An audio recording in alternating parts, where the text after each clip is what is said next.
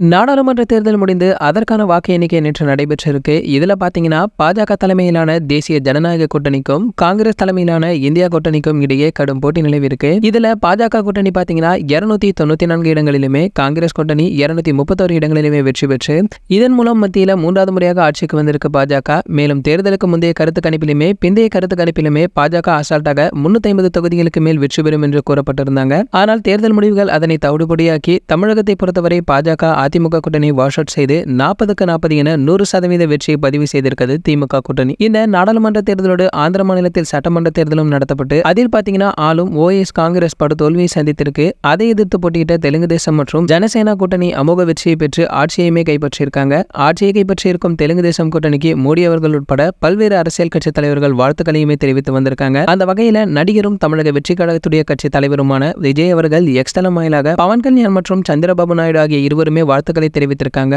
ஆனால் அவர்களுடைய மத்தியில் ஆட்சி அமைக்க உள்ள பாஜக மற்றும் தமிழகத்தில் 40க்கு 40 இடங்களையுமே கைப்பற்றி அமோக வெற்றியை பெற்று திமுக போன்ற கட்சிகளுக்கு நடிகர் விஜய் அவர்கள் எந்தவித வாழ்த்தும் தெரிவிக்கவில்லை என்பதும் குறிப்பிடத்தக்கது. சரி, ஓகே, இது போன்ற நம்ம தளபதி பற்றி வெளியாகும் அனைத்து செய்திகளை நீங்க உடனே தெரிஞ்சுக்க நம்மளுடைய தளபதி 360 நம்ம சேனலை சப்ஸ்கிரைப் பண்ணிக்கங்க. பக்கத்துல உள்ள பெல் ஐகானை கிளிக் பண்ணிட்டீங்கன்னா நீங்க நம்ம வீடியோவை மிஸ் பண்ணாம பார்க்கலாம்.